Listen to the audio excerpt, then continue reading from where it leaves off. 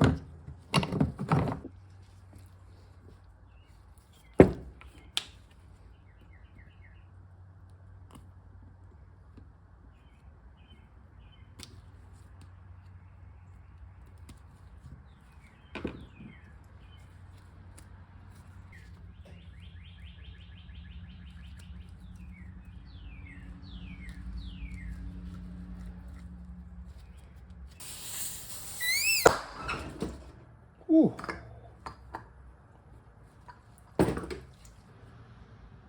Frying Natalie.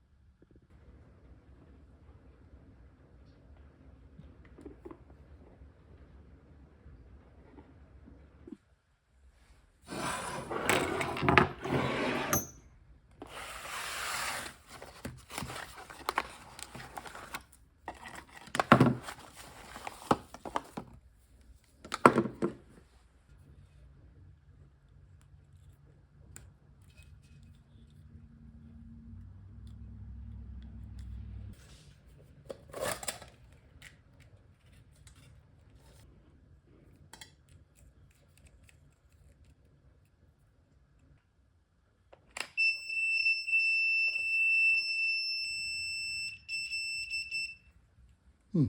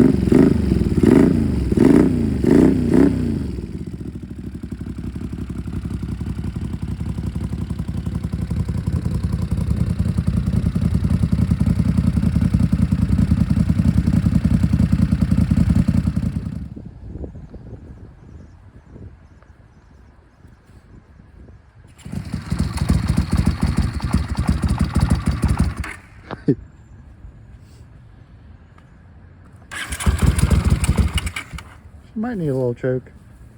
Not much.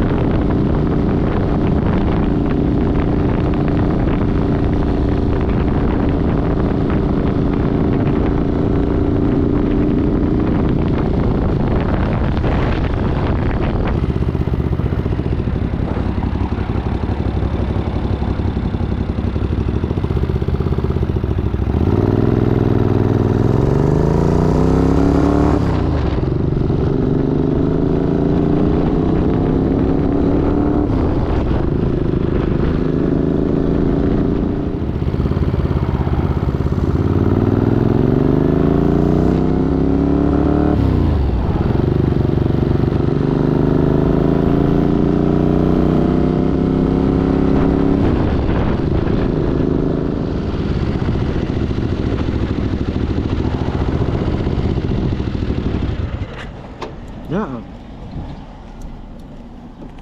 Well, that's no good.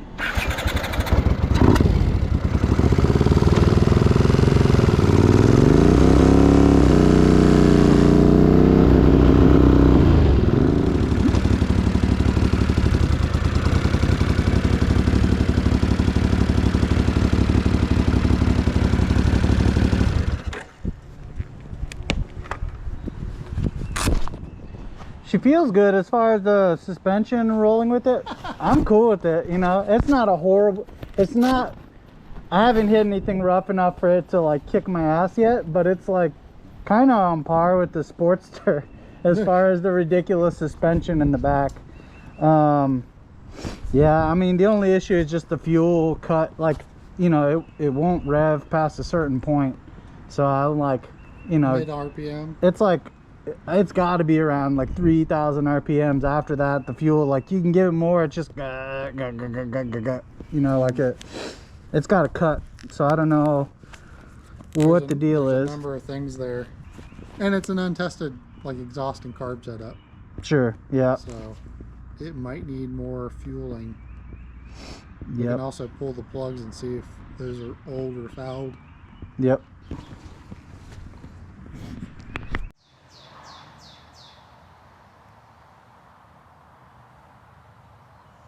She done. Trying to think of how I'm transitioning this in the video. Oh yeah, what'd you say last? So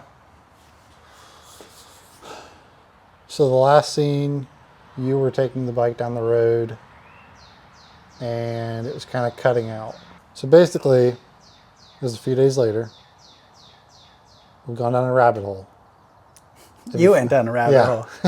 It's been a strange 24 hours. So if you follow me on Instagram, you probably saw some of the stories of where I disassembled the spark plug. What do you call those? The boots? Yeah. They're not even the coils. It's the boots that goes to the spark plug. There is a resistor with a spring and a rod and everything, and it all unscrews apart. And at first I thought it was like either the CDI box or the high output stator. Apparently it has that. And that's what the CDI box reads off of. But I'll go past all. Yeah, this is so I basically just disassembled the entire spark plug boots, wire wheeled it. We had some spare resistors we cleaned up today. Yep. Threw it all back together, and then Manny got to go out and experience an actual ride on the bike.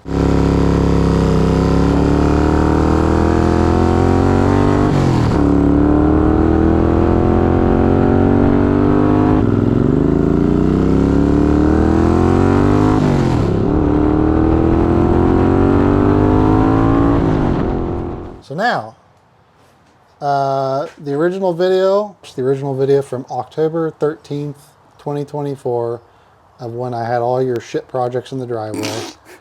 And we were like, what the hell are we doing with these?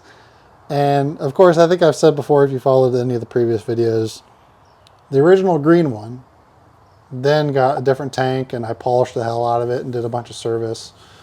Like, what else did I fix on that? Like, I fixed all kinds of turn signals. You replaced the suspension, put it back to stock. The oil light I fixed, like A bunch of seals that were leaking. Yeah, I got it all back together. We sold that. It only sold for like $1,000, which, I mean, that's money. It's cool. We only had, what, 300, I think 350, 400 bucks in that bike. But now we're officially sitting here with a mostly rideable, somewhat functioning creation. Which, I mean, are you happy with it? I'm so stoked. Dude, I can't even tell you how fun it was to take this thing out and just rev it to hell. I don't think, you know, like the tack doesn't work. Yeah. So I couldn't tell exactly where I was. Yeah. I probably only took it to maybe 5, 6, 7 tops, but it was so loud, so fun. It's like the easiest thing to just dip around and move. So yeah. But of course, like any project, he brought it back and it was dribbling some brake fluid up here and maybe dribbling some brake fluid around the caliper. So unfortunately, I think something's leaking somewhere in my caliper rebuild. But and then we still got to figure out some exhaust gaskets, and then you lost a lens on a turn signal on the ride. And, Yeah, this I mean, one, the it turn kinda- signals were $12. Yeah, these are like ones I had in a box, just like random parts. So it was, you know, they're easy to replace. But yeah, I'm glad it worked out. And I don't know how much more I'll actually mess with it, because I'm going to make Manny do something on it. Maybe. It's his bike after all.